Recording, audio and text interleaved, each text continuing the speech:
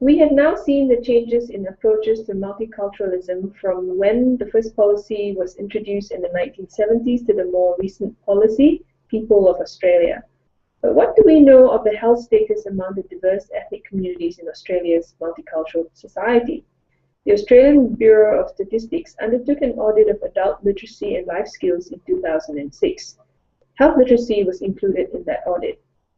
Health literacy was defined as the knowledge and skills required to understand and use information relating to health issues such as drugs and alcohol, disease prevention and treatment, safety and accident prevention, first aid, emergencies, and staying healthy. The findings show that Australians born in a non-English speaking country had a low rate of health literacy. Only 23% of migrants achieved a health literacy rating that indicated they possessed skills and knowledge.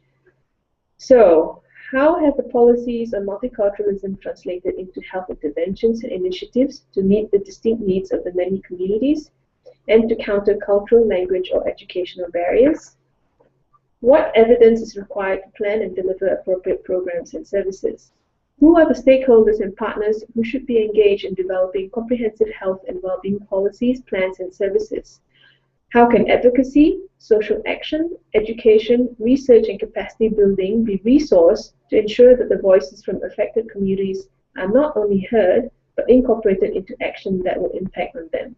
These are some of the questions you will be delving into over the course of the semester through the lectures and activities in workshops. As for the Aboriginal people, how have they fared over the last 2.5 centuries? Today, we clearly see the impact colonization and assimilation has had on this population, not least the breakup of families that were still occurring up to the 1960s and intergenerational trauma. Many have lost their cultural identity and heritage. As well, their diets have significantly changed. There is much evidence of the significantly poorer health status of Aboriginal people compared to the non-Aboriginal population.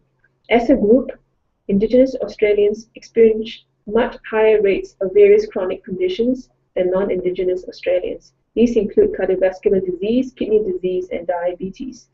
We see that the gap in health is seen across most health measures, including perinatal mortality rate, birth weight, child mortality, tobacco use, alcohol-related harm, disability, mental health-related admissions, and Aborigines are likely to die younger than the general population.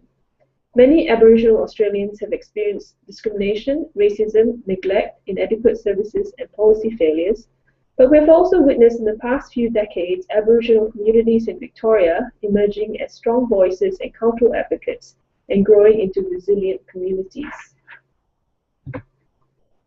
You should now have an understanding of the evolution to multiculturalism in Australia.